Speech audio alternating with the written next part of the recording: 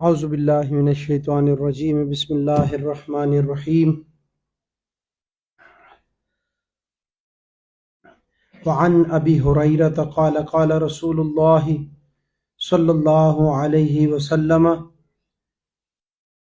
اجتنبوا السبع الموبقات قالوا یا رسول اللہ وما ہن قال الشرک باللہ والسحر وقتل النفس التي حرم اللہ الا بالحق وأكل الربا وأكل مال اليتيم وتولي يوم الزحف وقذف المحسنات المؤمنات الغافلات متفق علیہ۔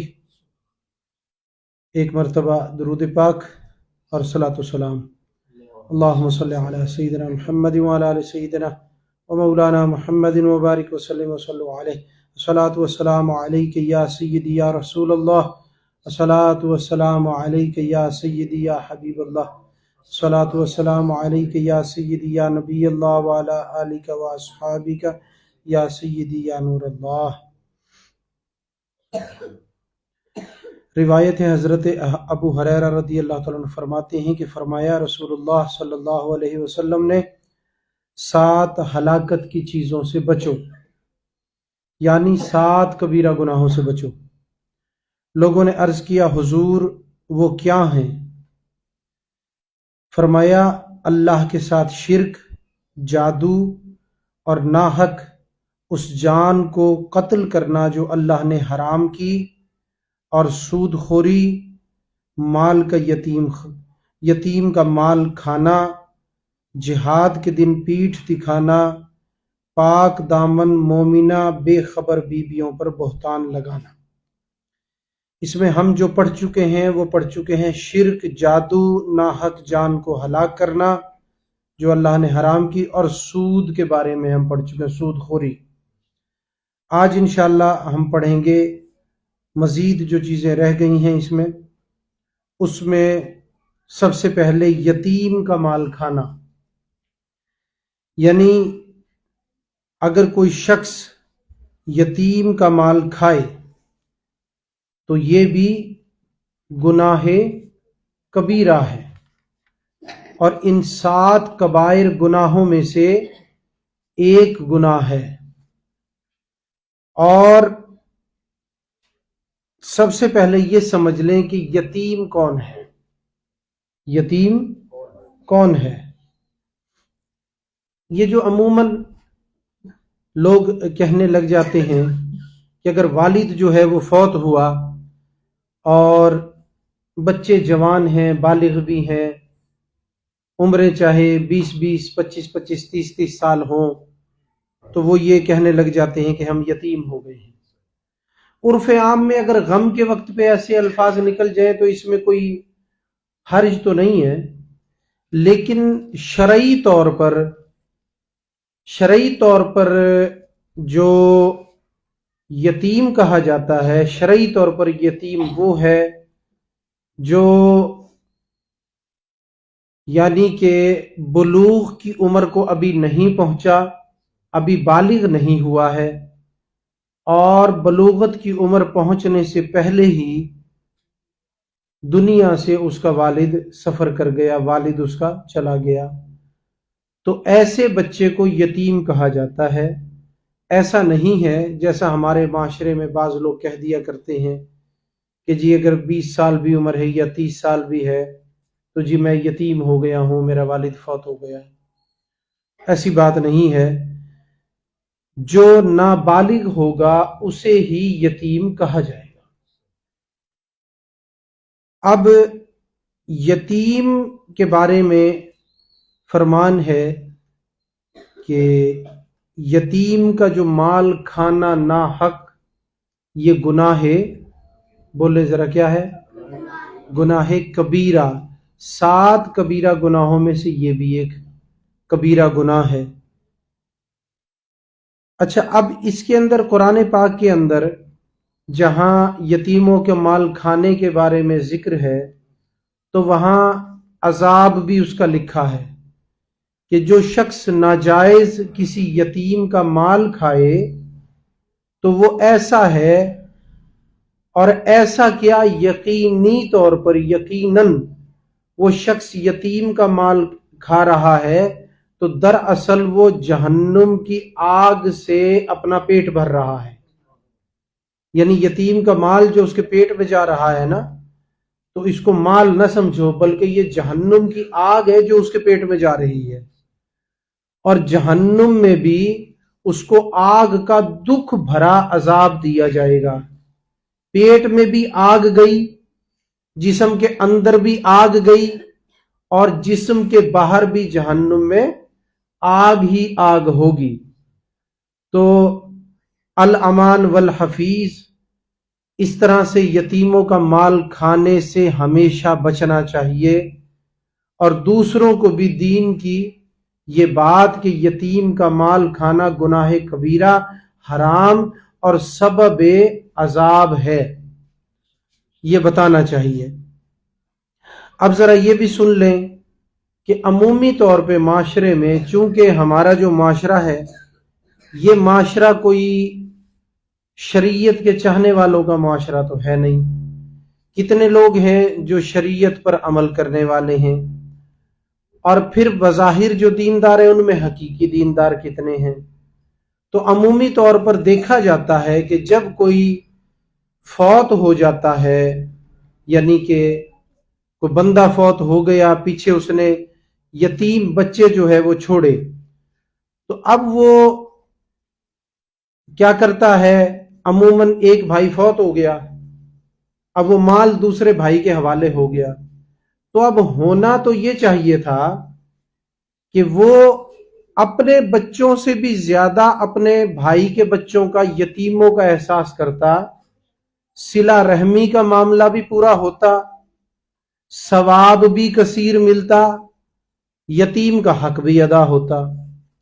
اب جو اس کے والد کا مال ہے اس پر اس یتیم کا ایک بچہ ہے یا یتامہ، یعنی بہت سارے، کچھ بچے 5 ہیں، 7 ہیں، 4 ہیں، ان یتامہ بچوں کا حق ہے. تو اس لیے والد کا جو مال ہے اس کو اس کے یتیم بچوں پر خرچ کریں. مثال کے طور پر خدا نخواستہ ایک بھائی کا انتقال ہو گیا، باقی بھائی بھی اسی گھر میں رہتے ہیں، تو اب جو حصہ اس کے والد کا تھا وہ یتیموں کے حصے میں آ گیا. تو لہٰذا ان کو اس حصے میں بحسن خوبی ان کو رہنے دیا جائے، بطریق احسن ان کو اس حصے میں رہنے دیا جائے، اور اپنے حصوں میں آ کر کھیلنے سے ان کو جو دوسروں کے حصے ہیں اس میں منع نہ کیا جائے. ایک بات. اور پھر دوسری بات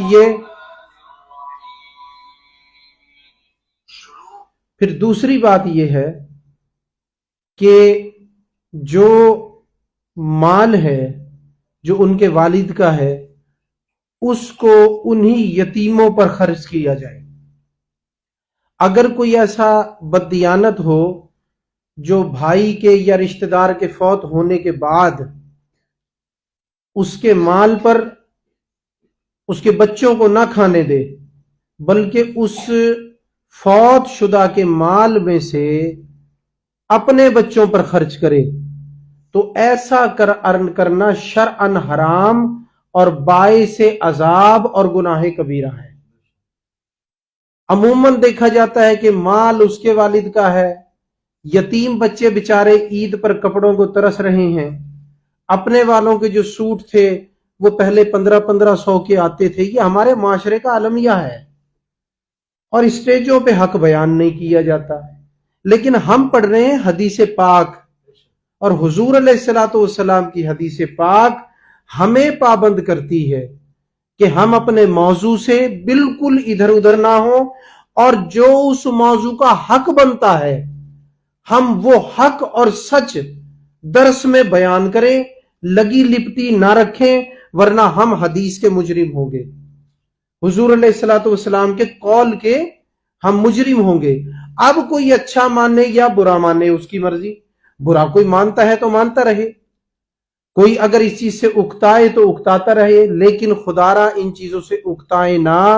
یہ آپ سب کے اور ہمارے آخرت کے لیے ایک عظیم باتیں ہیں جو ہمیں عذاب سے بچاتی ہیں اور دنیا کے لیے بھی رہنما ہیں۔ تو لہٰذا اب جو بچوں کے سوٹ آتے تھے، بددیانت جو لوگ ہوتے پہلے 1500 کے آتے تھے، اب وہ بھائی تھا یا رشتہ دار تھا فوت ہو گیا، اب اس کا مال ان کے قبضے میں آ گیا، اب بچوں کے جو سوٹ ہیں وہ 5-5 ہزار روپے والے آ رہے ہیں، 4-4 ہزار روپے والے آ رہے ہیں، اور اپنے بچوں کی اترن پچھلی عید کے تو کیا، پچھلے سوٹ جو وہ کئی مرتبہ پہن چکے ہیں وہ اٹھا کر یتیم بچوں کو پہنا دیے جاتے ہیں۔ حدیث پاک کا مفہوم ہے کہ 2 گھروں کے بارے میں فرمایا گیا ہے، مفہوم ہے کہ برا گھر وہ ہے جس میں یتیم کے ساتھ برا سلوک ہو، اور بہترین گھر وہ ہے جس میں یتیم کے ساتھ حسن سلوک ہو۔ اور میں یہ کہتا ہوں اگر یتیم بچے بھی ہوں اور وہ ہوں بھی رشتہ دار، وہ بھانجے ہوں، وہ بھتیجے بھتیجیاں ہوں، تو اب تو میرے دوستو حق ڈبل نہ ہو گیا ان کا؟ اب تو چاہیے کہ اس کے والد کا مال تو ان پہ خرچ کرنا ہے، اور وہ مال امانت ہے، اس میں سے خود کچھ نہیں لینا، بلکہ اس کے ساتھ ساتھ چاہیے کہ اپنے مال میں سے بھی ان پر خرچ کرے۔ اگر ان پر خرچ کرے گا میرے دوستو تو کثیر اجر کا باعث ہے، کثیر ثواب کا باعث ہے۔ اور آپ کو معلوم ہے کہ حسن سلوک کرتے ہوئے یتیم کے ساتھ شفقت کرتے ہوئے، اس کی کفالت کرتے ہوئے، اگر شفقت کے ساتھ اس کے سر پر ہاتھ پھیرا جائے تو میرے دوستو جتنے اس کے سر پہ بال ہوتے ہیں نا اتنی ہی نیکیاں اللہ نامہ اعمال میں درج کر دیتا ہے۔ تو لہٰذا یتیم حسن سلوک کا مستحق ہے، نہ کہ ظلم کا مستحق، اور معاشرے میں عموماً ظلم روا رکھا جاتا ہے۔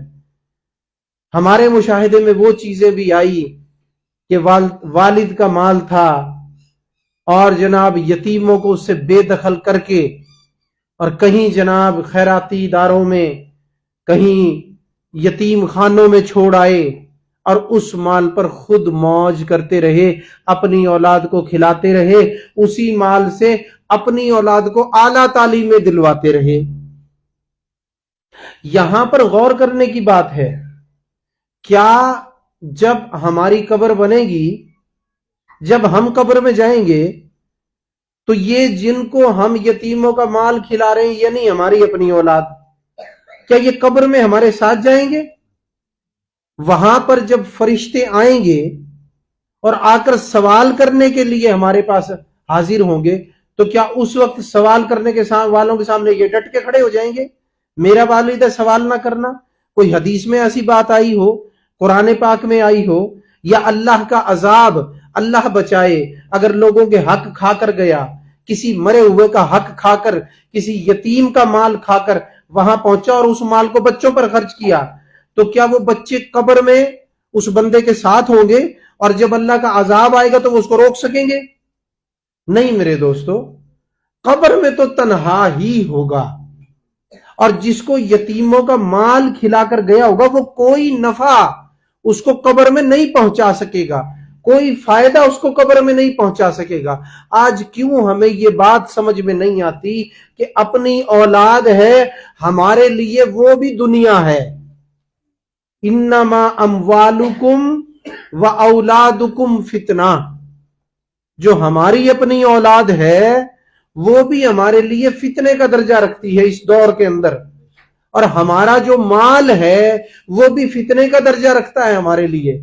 جب ہمارا اپنا مال ہمارے لیے فتنے کا درجہ رکھتا ہے، اپنی اولاد فتنے کا درجہ رکھتی ہے میرے دوستو، تو پرایا مال کتنا بڑا فتنہ بن جائے گا ہمارے لیے۔ اس کے حرام کی کیفیات کتنی ایک سخت سطح پہ گئی ہوں گی کہ جب آپ اس کو اپنی اولاد پر رہ جائیں گے، یہ کلینک بھی ادھر ہی رہ جائیں گے۔ درود پاک، اللہم صلی علی سیدنا محمد وعلی آل سیدنا مولانا محمد مبارک وسلم وسلم علیہ۔ تو میں عرض کر رہا تھا کہ یتیموں کا مال کھلا کر ہی اپنے بچوں کو اگر بڑا کیا، خاموش، اور یتیموں کا مال کے ذریعے ہی تعلیم دلوائی، اور یتیموں کے مال کے ذریعے ہی کلینک کھلے یا اسپتال بنے یا کاروبار شروع ہوئے. تو اب یہ سارا کچھ تو مال حرام سے ہے نا. تو اگر ڈگری مال حرام کے ذریعے تعلیم حاصل کر کے لی تو ڈاکٹری کا پیسہ حلال ہو گیا. وہ تو ساری کمائی ساری عمر کے لیے حرام رہے گی. اس نقطے پر بھی غور کریں. تو بچے کو حرام کمانے کا عادی بنا دیا. حرام سے تعلیم دلوائی، حرام سے پڑھائی کی، حرام سے ڈگری آئی، حرام سے کلینک بنا، حرام سے کاروبار ہوا، حرام سے خام مال لیا، حرام کے ذریعے سودا خریدا بیچا. تو کیا اس کی مزدوری، ڈاکٹری کی فیس، وہ مال حرام کا نفع، کیا وہ جائز ہے؟ جی ناجائز ہے نا. اب اسی ناجائز حرام پیسے سے گھر کا پورا سسٹم چل رہا ہے. اب تیرے مرنے کے بعد، تیرے فوت ہونے کے بعد، اب وہ حرام کھانے والا بچہ قرآن پڑھ کے تجھے ثواب بھیج رہا ہے. یتیموں کا مال تو کھلا کر ان بچوں کو، تو چلا گیا نا قبر میں. وہ عذاب تو تجھ پر الگ سے ہے. لیکن اب یہ جو یتیموں کے مال سے ساری کاروائیاں پوری ہوئی اور اسی سے آمدن شروع ہوئی، تو یہ مال حرام ہے. اب یہ مال حرام کھا کر قرآن پڑھے تو قرآن کا پڑھنا قبول نہیں، اپنی نماز پڑھے تو قبول نہیں، والدین کے لیے ایصال ثواب کے لیے 2 نفل پڑھے وہ قبول نہیں، والدین کے لیے جا کر اس کے ایصال ثواب کا عمرہ کرے وہ قبول نہیں، والدین کے لیے بدل کا حج کرے وہ قبول نہیں. تو اب تیرے لیے دنیا سے ثواب جانے کا راستہ کون سا رہا؟ تلاوت بھیج رہا ہے وہ نہیں پہنچ رہی قبر میں تجھے. مال حرام کھا کر قرآن پڑھ رہا ہے نا. نفل پڑھ کے تجھے بھیج رہا ہے وہ تجھے نہیں پہنچ رہے. عبرت کا مقام ہے میرے دوستو. پھر تجھے حج بدل کر کے، خود حج ادا کر کے اس کا ثواب تجھے بھیج رہا ہے، تیری طرف سے حج ادا کر رہا ہے. نہ وہ حج ادا ہوتا نہ اس کو کوئی ثواب ملتا. وہ تجھے نہیں پہنچ رہا. قبر میں پڑے تجھے کچھ نہیں پہنچ رہا. ہاں، جو یتیموں کا مال اپنے بچوں کو دے کر انہیں یتیم خانے میں یتیم خانہ، مال یتیم کھانا، یہ اتنا بڑا گناہ کبیرہ ہے کہ جو 7 گناہ فرمائے گئے نا، کبائر گناہ، ان 7 گناہوں میں اس کا ذکر کیا گیا. اور تھوڑی تفصیل آپ لوگوں کو بتا دی کہ نہ قبر میں جا کر کوئی ثواب پہنچے گا بلکہ مسلسل عذاب پہنچے گا. اولاد کوئی صدقہ جاریہ نہیں رہے گی جس کو اسی یتیموں کا مال کھلا کر بڑا کیا. اور یہ سارا کچھ تو رہا ایک طرف، اور وہ جو یتیم دنیا میں رولیں گے اور بیچارے برباد، کہ ہمارا والد جو ہے وہ تو کار چھوڑ کر گیا تھا، ہمارا والد تو کار چھوڑ کر گیا تھا، ہمارا والد تو 20 مرلے کے کئی پلاٹ چھوڑ کر گیا تھا، ہمارا والد تو کوٹھی چھوڑ کر گیا تھا، اس پر چاچاؤں نے تایاؤں نے قبضہ کر لیا، اس پر رشتہ داروں نے قبضہ کر لیا. تو کیا خیال ہے وہ بددعائیں نہیں دیں گے؟ ان بددعاؤں کا عذاب وہ الگ سے ہوگا. اور یاد رکھنا یہ آخرت تو ہے ہی، اس سے پہلے دنیا میں بھی تکلیفیں پہنچے گی. مال حرام، یتیموں کی بددعائیں، یتیموں کا مال کھانا، میرے دوستو سکون تو ہوگا ہی نہیں دنیا میں. میرے دوستو کبھی کوئی ترقی کی راہ بھی نصیب نہیں ہو سکتی، یہ بھی یاد رکھیں. ٹھیک ہے نا جی؟ تو یہ ساری چیزیں ہم لوگوں کے سامنے ہیں، اور یہ بات نہیں ہے کہ دنیا کو ان چیزوں کا پتہ نہیں. سب جانتے ہیں ان چیزوں کے بارے میں، سب جانتے ہیں. لیکن میرے دوستو یہ نفس و شیطان ایسے دشمن ہیں، بعض لوگوں کو ورغلا دیتے ہیں. بعض لوگ اللہ کے بندے ایسے بھی ہوتے ہیں کہ وہ کوشش کر کے اللہ تعالیٰ ان کی نیت صاف ہوتی ہے، اللہ ان کو اس چیز سے بچا لیتا ہے، وہ یتیم سے حسن سلوک کرنے والے بن جاتے ہیں. ہم نے دنیا میں اچھے اور برے ہر طرح کے لوگ ہوتے ہیں، وہ لوگ بھی دیکھے ہیں جو یتیموں سے حسن سلوک کرتے ہیں. پھر جب وہ یتیم بچہ نماز پڑھے گا اپنے چچا یا تایا کے لیے یا اپنے دادا کے لیے یا دیگر کسی رشتہ دار کے لیے جو اس کی کفالت کر رہا ہے، جو وہ دعا کرے گا میرے دوستو، تو پھر کیا خیال ہے کتنا ایک ثواب اس کو نہیں ملے گا؟ کتنا ایک جو ہے وہ اللہ تعالیٰ اس کو دنیا اور آخرت کی بھلائیاں عطا نہیں کرے گا۔ تو اس لیے میرے آقا علیہ الصلوۃ والسلام نے فرمایا کہ وَأَكْلُ مَالِ الْيَتِيمِ، کہ مال یتیم کھانا یہ بھی گناہ کبیرہ ہے۔ اچھا، اس کے ساتھ یہ نقطہ مکمل ہو گیا، دو رہ گئے ہمارے۔ جہاد کے دن پیٹھ دکھانا، یعنی جہاد کا دن ہے، جنگ کا دن ہے، اور اس دن جو ہے وہ میدان کو چھوڑ کر بھاگ جانا۔ اب میدان کو چھوڑ کر کوئی شخص بھاگ گیا تو یہ بھی کیا ہے؟ گناہ، ذرا بول لو کیا ہے؟ گناہ کبیرہ۔ تو یہ بھی گناہ کبیرہ ہے۔ اور یاد رکھیں بعض صورتوں میں بعض علماء کا اس پر بڑا سخت فتویٰ بھی ہے، جس کو میں یہاں نہ بیان کروں تو بہتر ہے، کہ بعضوں نے اسے کفر تک بھی لکھا ہے، لیکن ہم اسی پر رہتے ہیں، گناہ کبیرہ پر۔ ہم کفر کا ذکر نہیں کرتے، کیونکہ اس طرف کم علماء گئے ہیں، زیادہ نے گناہ کبیرہ کی طرف رہے ہیں، اور یہاں پر بھی گناہ کبیرہ کا ہی ذکر ہے۔ تو لہذا گناہ کبیرہ ہے جہاد کے دن پیٹھ دکھا دینا، جہاد کے میدان کو چھوڑ کر بھاگ جانا۔ یاد رکھے جب انسان میدان کے اندر اللہ و رسول کے لیے لڑتے ہوئے، دین اسلام کے لیے لڑتے ہوئے جام شہادت کو نوش کرتا ہے نا، وہ گولی جس کے ذریعے وہ شہید ہوتا ہے، یا وہ تلوار جو اس کی گردن پر پڑتی ہے، جیسے ہی وہ گولی یا وہ تلوار اس کے جسم کو چھوتی ہے نا، اور ملک الموت علیہ السلام روح قبض کرنے کے لیے وہاں حاضر ہوتے ہیں، تو صرف یہ دو ہی کام نہیں ہوتے، ایک تیسرا کام سب سے بڑا ہوا ہوتا ہے، سب سے عظیم کام وہ عطا ہے۔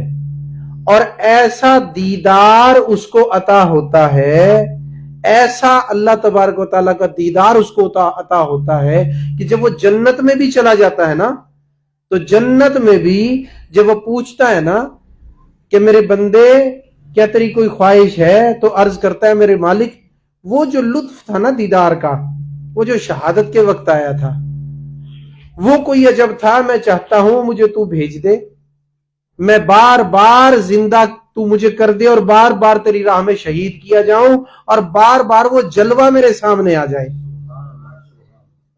تو میرے وہ گولی جو شہادت کے وقت آتی ہے، یا وہ تلوار جب وہ جسم سے ٹچ ہوتی ہے نا، تو بس سمجھ لیں حدیث پاک میں آتا ہے جتنا چیونٹی کاٹتی ہے نا، چیونٹی جتنا اس کا درد ہوتا ہے، سب کو پتا ہوگا چیونٹیاں تو سب کو کاٹی ہوں گی نا، ایک چیونٹی جتنا کاٹتی ہے بس اتنا سا درد انسان کو ہوتا ہے، اور اسے شہادت نصیب ہو جاتی ہے۔ اب یوں سمجھ لو بستر پر مرو تو کتنی تکلیف نہیں ہوتی، فرمایا گیا موت کا درد اتنا ہوتا ہے کہ اگر اس کو کسی مایا پانی کی صورت میں لے لیا جائے نا، اور اس کا ایک قطرہ دنیا کے پہاڑوں پر ڈال دیے جائے تو سارے پہاڑ پگھل جائیں، اتنا درد۔ بستر پر مرے گا تو یہ کچھ ہے، اور میدان میں شہید ہوگا تو پھر چونٹی کے کاٹنے جتنا درد۔ اللہ اکبر۔ تو میرے دوستو تکلیف بھی نہیں، اب وہ تکلیف بھی نہیں، دیدار بھی ہے، اور اسلام کی سربلندی کی جنگ بھی لڑ رہا ہے، اب وہ ان ساری چیزوں کو چھوڑ کے بھاگ رہا ہے، تو کوئی منافع کا سودا کیا، سراسر دنیا اور آخرت کا خسارہ اس کے حصے میں آیا۔ تو لہذا جہاد کے دن میدان سے پیٹھ دکھانا، میدان کو چھوڑ کر بھاگ جانا، یہ گناہ کبیرہ ہے۔ اور اس کے اندر ایک نقصان بھی ہے دین کا۔ وہ نقصان یہ ہے کہ وہ غازی، وہ اللہ کے مجاہد، وہ جو لڑ رہے ہیں نا، جب یہ پیٹھ پھیر کے بھاگتا ہے تو یہ ان کو نقصان پہنچاتا ہے، یہ ان کو نقصان پہنچاتا ہے۔ اور اگر اسلام کی توہین کی نیت بھی ہے تو بھاگنے کی وجہ سے کافر بھی ہو گیا۔ وہ جو بات تھوڑی دیر پہلے میں کر رہا تھا، اسلام کی اگر توہین کی نیت ہوئی تو اب کافر بھی ہو گیا. تو لہٰذا اس میں نقصان اسلام کا بھی کیا، اپنا تو جو کیا گناہ کبیرہ کا مرتکب ہوا، اسلام کا نقصان بھی کیا، موقع پر موجود غازیوں کا نقصان بھی کیا. تو اس لیے اس کو گناہ کبیرہ اور اسلام کی توہین، تو پھر ہو گیا کافر. اچھا اب یاد رکھیں یہ گناہ کبیرہ کب ہے؟ جب بزدلی کی وجہ سے بھاگ جائے، بزدلی کی وجہ سے بھاگ جائے. اب مسئلہ بھی ساتھ سن لیں کہ اگر جو اس وقت کمانڈر ہے مسلمانوں کی جنگ کا، جو سربراہ ہے یا اس دستے کا کمانڈر ہے جو ان کا سربراہ ہے، اس کے نزدیک یہ بہتر ہے کہ فی الحال پیش قدمی روک دی جائے یا پیچھے قدموں ہٹا جائے، یہ جنگ کے لیے بہتر ہے. اگر کچھ حکمت عملی کے تحت ایسا کام ہے، آگے بڑھنا یا پیچھے ہٹنا یا تھوڑی دیر کے لیے جا کر جھاڑیوں میں چھپ جانا، جب دشمن پورا میدان میں اتر آئے تو پھر سے حملہ کر دینا، یہ ساری چیزیں اور اس کے علاوہ اور بھی بہت ساری چیزیں ہوتی ہیں، اس کو کہتے ہیں جنگی حکمت عملی. تو اس طرح سے پیچھے ہٹنا، جب سارے پیچھے ہٹیں تو یہ گناہ نہیں ہے کسی حکمت کے تحت کہ بھئی یہاں سے ہم پیچھے ہٹتے ہیں، جھاڑیوں سے پھر کے یا چھپ کے پھر گھوم کے دو حصے بن کے جا کے پھر حملہ کریں گے، تو ایسی چیز پیچھے ہٹنا نہ ہوا، تو لہٰذا گناہ کبیرہ نہیں. دوسرا یہ بھی ہے کیونکہ یہ ایک بڑا وسیع موضوع ہے، اس میں تمام تر اسٹریٹجی تو میں یہاں بیان نہیں کر سکتا، جنگی حکمت عملی، ٹھیک ہے نا جی، تمام تر اسٹریٹجی ہے اس کو تو میں نہیں بیان کروں گا، وہ تو پھر بہت ساری ہوتی ہے، کچھ نہ کچھ رہ بھی جائیں گی مجھ سے. تو بس اتنا بتا دوں کہ کسی حکمت عملی کے تحت کلیاتاً بھی ایسا ہو جائے نا کہ کمانڈر یا سربراہ یہ فیصلہ کر لے کہ اس جنگ کو اب یہاں روک دینا یا اس سے پیچھے ہٹ جانا یہ اسلام کے بھی مفاد میں ہے، وہ زیادہ بہتر ہے. تو جو متفقہ حکمت عملی ہے یا کمانڈر نے ایسا کوئی آرڈر دیا، اب سارے کے سارے پیچھے ہٹتے ہیں یا اس جنگ کو چھوڑ دیا جاتا ہے اسلام کے دین کے فائدے کے لیے، تو اب پیچھے ہٹنا گناہ کبیرہ نہیں ہے کیونکہ وہ حکمت کے تحت ہے، ٹھیک ہے نا، وہ حکمت کے تحت ہے. تو پیچھے ہٹنے سے مراد یہ ہے کہ کسی بندے کا میدان جنگ سے بھاگ جانا، جو بھاگ جانا جسے آپ سمجھ رہے ہیں بخوبی، وہ گناہ کبیرہ ہے. ٹھیک ہو گیا جی. دو چیزیں آج انشاءاللہ ہم اس کو مکمل کر لیں گے. تیسری چیز یاد رکھیں، تیسری چیز جو ہے وہ ان 7 کبیرہ گناہوں میں سے آئی تو 7ویں نمبر پہ ہے، لیکن میں یہ سمجھتا ہوں وہ بھی بڑی شدید ہے. بلکہ اگر میں یوں کہوں نا، اس حدیث پاک میں جو ہلاکت کی 7 چیزیں فرمائی نا، 7 کبیرہ گناہ، شاید کہ ایسا ہو کہ باقی کبیرہ گناہ ان کا عذاب یا ان کا گناہ وہ اس سے بعد میں ہو، یہ 7 پہلے ہوں، محسوس ایسا ہی ہوتا ہے. اور بعض علماء نے فرمایا بھی ہے اس طرح، بعضوں نے خصوص جو 7 گناہ ہے نا انہوں نے یہ بھی لکھا کہ وہ یہی ہے جو اس حدیث میں آئے ہیں. اب ان گناہوں میں 6 ہم نے ذکر کر دیے، 7واں یہ ہے وَقَذَفَ الْمُحْسِنَاتِ الْمُؤْمِنَاتِ الْغَافِلَاتِ. یہ اس دور کے اندر ایک اہم چیز ہے جس کو بڑے غور سے سننا چاہیے اور اس سے بچنا چاہیے. وہ ہے فرمایا گناہ کبیرہ یہ ہے کہ پاک دامن مومنہ بے خبر بیویوں پر بہتان لگانا. اب اس کے اندر ہے 3 صفتیں، اس بی بی کے اندر جو پاک بی بی ہے نا، جو مومنہ ہے، وہ 3 صفتیں اس میں. نمبر 1 تو یہ کہ وہ پاک دامنہ ہے، نمبر 2 یہ کہ وہ مومنہ ہے، اور نمبر 3 جو الزام بہتان اس پہ لگایا جا رہا ہے نا، خاص طور پہ جو اس طرف اشارہ ہے نا، یہ زنا کا اشارہ ہے. جو اس کو الزام دیا جا رہا ہے وہ بیچاری اس سے بالکل بے خبر ہے، اس الزام سے، اس بہتان سے بالکل بے خبر ہے. تو اس لیے یہ گناہ کبیرہ ہے کہ کسی کی عزت پر انسان جو ہے وہ زنا کی تہمت خواہ میں لگا دے. مومن بیچاری بی بی ہو، پاک نیک نمازی عورت ہو، اور وہ بے خبر ہو ہر ایک چیز سے، اور باہر جو ہے اس کے بارے میں باتیں بن رہی ہوں. اور ایسے الزامات کو جتنے آگے پھیلاتے جائیں گے نا بغیر تصدیق کے، سارے گناہ کبیرہ کے مرتکب ہوں گے. اور وہ بندہ جس نے اصلاً شروع میں الزام لگایا، بہتان لگایا، اگر اس نے زنا کا بہتان لگایا تو میرے دوستو اب اس کو زنا کے برابر سزا ملے گی. کیونکہ یہ بہتان، زنا کا بہتان ایک ایسی چیز ہے کہ اگر یہ خامہ خام بے وجہ کے کسی پاک دامن پر لگا دیا جائے تو یہ پھر عود کرتا ہے، پھر اس کی سزا جو ہے نا، زنا کی سزا کے برابر اس کو ملے گی جس نے الزام لگایا ہے۔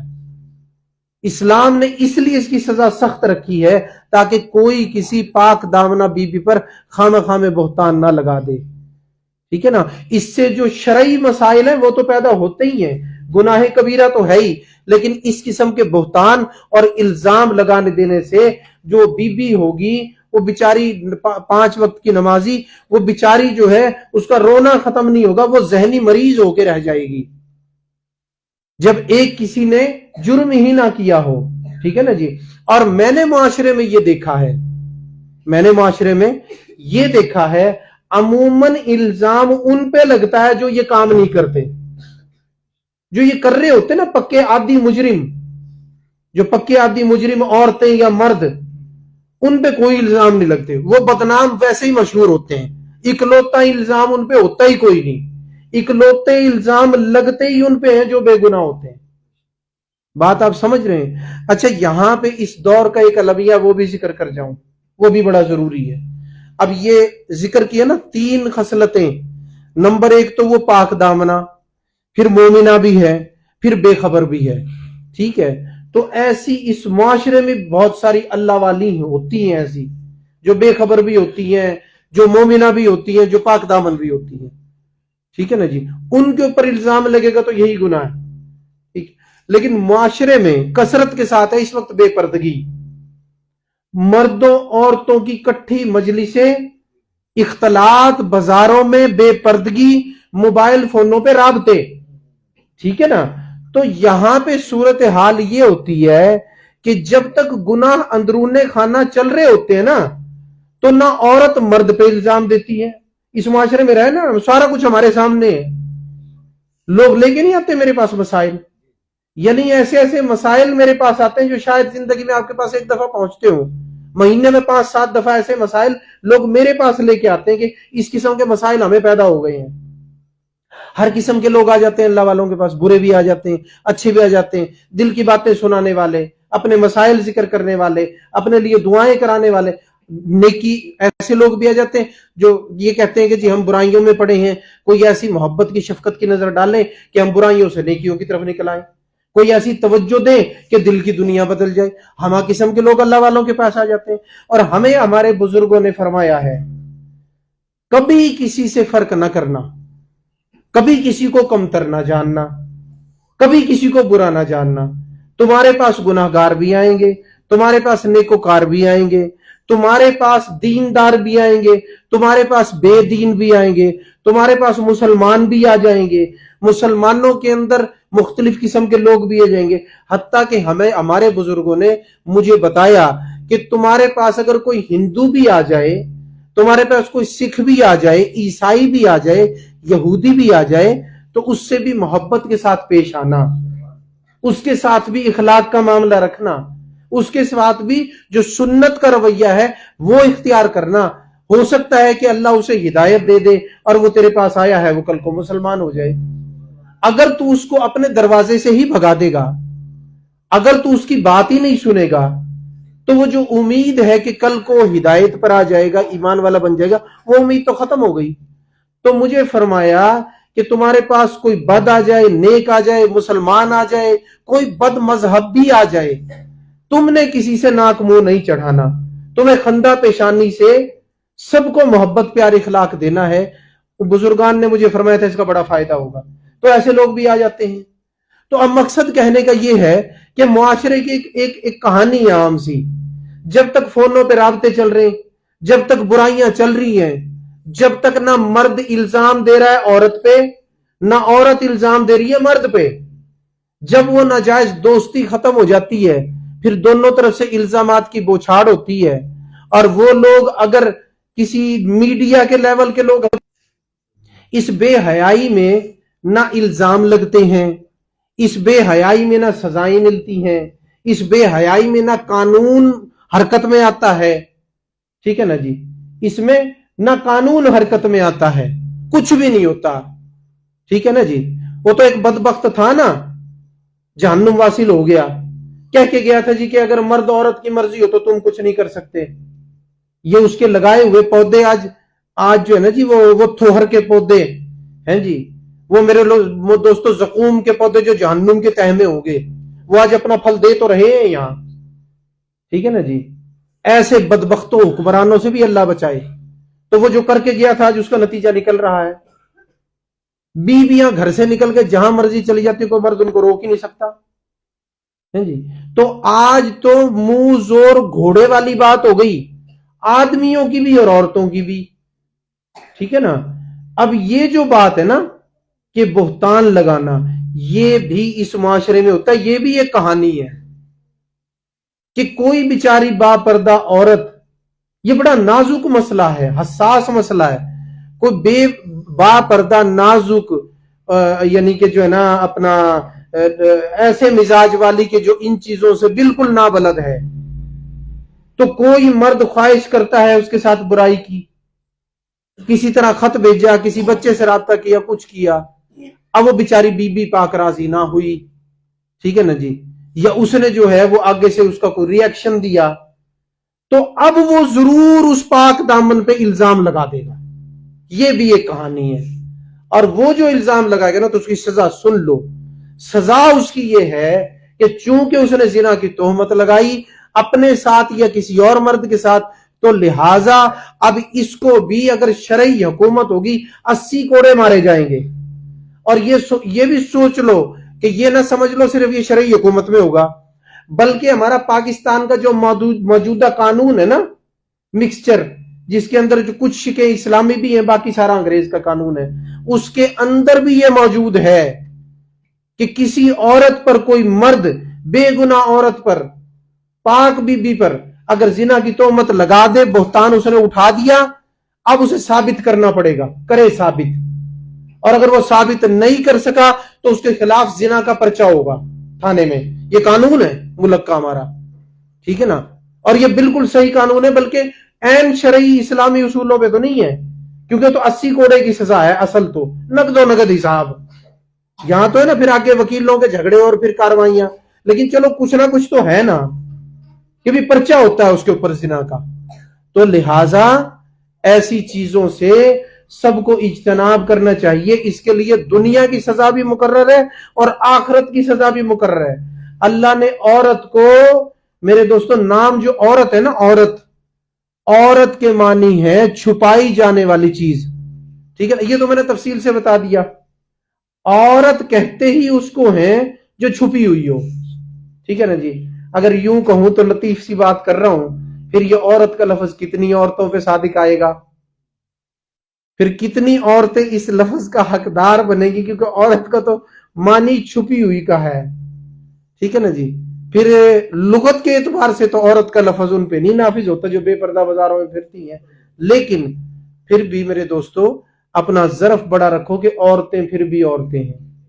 وہ عورتیں گھر کی ہوں، وہ بیویاں ہوں، وہ بیٹیاں ہوں، وہ مائیں ہوں، وہ بہنیں ہوں، وہ باہر کی نامحرم عورتیں ہوں. ٹھیک ہے نا جی. سب کو عورت ہی سمجھو. سب کو کیا سمجھو؟ عورت ہی سمجھو. اور یہ سمجھ لو کہ جتنا وزن تم اٹھا سکتے ہو نا اپنی پیٹھ پہ، وہ بیچاری نہیں اٹھا سکتی، گھر میں ہو یا باہر ہو. جتنی مشقت تم کر سکتے ہو اتنی مشقت وہ نہیں کر سکتی بیچاری فیکٹری میں جا کے. ٹھیک ہے نا جی. تیری اگر مجبوری بھی ہو گئی ہے تو پھر بھی کوشش کر اپنی مجبوری کو اپنی مجبوری رکھ، عورت بیچاری کی مجبوری نہ بنا. ٹھیک ہے نا. اس کو گھر میں ہی رکھ. اپنی مجبوری، تو مرد ہے، اللہ نے تجھے ہمت دی ہے، 2 رکعت پڑھ، مصلی بچھا، اللہ اس روزگار کا کوئی حل نکال دے گا. اس بیچاری عورت کو فیکٹری بھیجنے کے بجائے خود کسی فیکٹری میں چلا جا. ٹھیک ہے نا جی. اب اگر نیت ہی بندے کی بد ہو کہ میں نے کام ہی نہیں کرنا، تو پھر اس سے بڑی بےغیرتی تو ہے ہی کوئی نہیں کہ بھی عورت کو ہی باہر نکال دے کام کرنے کے لیے. لیکن اس کو سمجھ لینا چاہیے عورت بیچاری ہر معاملے میں عورت ہی ہے. وہ فیکٹری میں کام کرنے بھی جائے گی نا تو وہ عورت ہے. تو جائے گا کام کرنے، تیرے پہ کوئی غلط نظر نہیں ڈالے گا. وہ جائے گی تو 1000 شیطانی نظریں اس کے انتظار میں ہوں گی.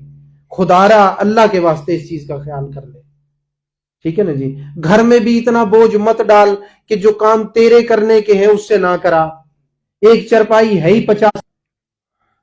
عورت کو عورت ہی سمجھ، کام کے معاملے میں، گھر کے معاملے میں، رشتہ داری کے معاملے میں کوشش کر جو تیرے کرنے کے کام ہے نا وہ اپنے کام خود کر۔ اور آقا علیہ الصلوۃ والسلام کی سنت کیا ہے؟ کیا سنت ہے معلوم ہے نا آپ کو؟ کہ اپنی بیویوں کا گھر میں کام کاج میں ہاتھ بٹانا۔ اچھا یہ نہیں ہے اب کہ بھی شادی ہوئی تو بیوی کا ہی ہاتھ بٹائیں گے، ٹھیک ہے نا جی۔ وہ تو شاید اس دور میں آپ میں سے کچھ بٹا بھی لیتے ہوں، ہر طرح کی کہانیاں نا۔ بہنوں بھائیوں کا کام میں ہاتھ بٹانا ہے، پھر اس کے بعد شادی ہو گئی تو بیوی کا کام میں ہاتھ بٹانا ہے، پھر تھوڑا اور کام ہو گیا، بچے تھوڑے بڑے ہو گئے، پھر ظاہری بات ہے ان کا بھی تو ہاتھ بٹانا پڑے گا نا۔ ہاتھ بٹانا تو میں اسے کیا کہوں، اب ان کی بھی تو خدمت کرنی پڑے گی نا، یہ بھی تو ہمارے مخدوم ہیں، بات سمجھ رہے ہیں؟ بچے بھی تو ہمارے مخدوم ہیں، ہم ان کے خادم ہیں، یہ ہمارے مخدوم ہیں، پھر ان کی بھی خدمت کرنی پڑے گی، پھر ان کو سکول بھی چھوڑ کے آنا پڑے گا، لے کے بھی آنا پڑے گا۔ اب یہ تو نہیں ہے نا ٹانگ پہ ٹانگ چڑھا کے خود گھر میں بیٹھ جائے، بچوں کو سکول چھوڑا، یہ تو صحیح نہیں ہے نا۔ عورت تو عورت ہے، تو میرے دوستو عورت کو عورت ہی سمجھا کرو، ٹھیک ہے نا۔ اور کسی بے خبر پاک دامن مومنہ بی بی پر بہتان لگانا کیا ہے بولو؟ گناہ کبیرہ۔ اور اگر زنا کا بہتان لگایا تو پھر زنا جتنے کوڑے اس کو خود کو لگیں گے جس نے الزام لگایا، اور اس دور میں زنا کا اس پہ پرچہ ہوگا جب ثبوت پیش نہ کر سکا تو اس لیے ان 7 ہلاکت کی چیزوں سے، 7 کبیرہ گناہوں سے بچو، جو سارے گناہوں میں اس حدیث کے تحت اولین گناہ ہیں۔ اس کو میں ایک مرتبہ دہرا دیتا ہوں، اس کے بعد انشاءاللہ اس کو، حدیث ہماری مکمل ہو گئی، اگلی مرتبہ انشاءاللہ اگلی حدیث پاک کو ہم تلاوت کریں گے۔ فرمایا 7 ہلاکت کی چیزوں سے بچو۔ نمبر 1، لوگوں نے پوچھا حضور وہ کیا ہیں؟ فرمایا نمبر 1 شرک۔ اب اس کو ذرا سمجھ لو، نمبر 1 شرک، نمبر 2 جادو، نمبر 3 کسی جان کو ناحق ہلاک کرنا جو اللہ نے حرام کی، اس کے بعد سود کھانا، پھر یتیم کا مال کھانا، پھر جہاد کے دن پیٹھ دکھانا، جہاد کے میدان سے بھاگنا، اور پاک دامن مومنہ عورتوں پر، بے خبر بیویوں پر بہتان لگانا۔ اللہ تبارک و تعالیٰ سے دعا ہے کہ اس حدیث پاک کے تحت ہمیں ان 7 ہلاکت والی چیزوں سے بالخصوص اور بالعموم تمام صغیرہ و کبیرہ گناہوں سے بچنے کی توفیق عطا فرمائے۔ اللہ اس درس حدیث کو اپنی بارگاہ میں شرف قبولیت عطا فرمائے۔ اگلی مرتبہ انشاءاللہ اس سے اگلی باب الکبائر کی روایت کو پیش کریں گے۔ وما علینا الا